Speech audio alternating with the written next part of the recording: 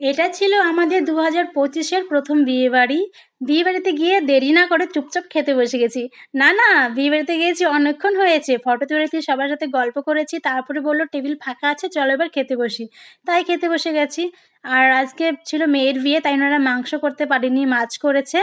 মেনুতে ছিল ডাল, মাছের ঝোল, পাবদা মাছের ঝোল, ঘন্ট, বেগুনি, চাটনি, মিষ্টি দই আর ২ রকমের মাছ করেছিল।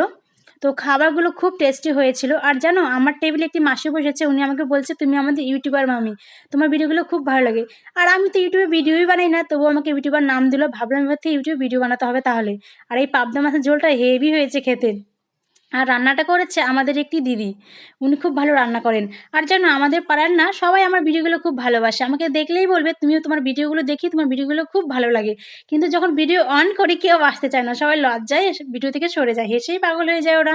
তো আমার ভিডিওগুলো তোমাদের কেমন লাগে একটু কমেন্ট করে বলো তো বন্ধুরা। আর দেখো চাটনি আমার খুব ভালো লাগে, বিয়েবাড়ির চাটনি। এটা এই দিদি রান্না করেছে। দেখো ক্যামেরার সামনে এসে বলছে, "বাহ! আমাকে তো খুব ভালোই লাগছে দেখতে।" তো বন্ধুরা এটা ছিল আমার বিয়েবাড়ির প্রথম ভিডিও, খাওয়ার ভিডিও আর কি। লজ্জা লাগছিল তবুও করছিলাম। ভাবলাম লজ্জা পেলে হবে না, একটু করতে হবে, তাই করে নিচ্ছিলাম। আর দেখো কোথায় কি ভুল হচ্ছে সেটা বলে দেবে কিন্তু আমাকে, পরে ঠিক করার চেষ্টা করব।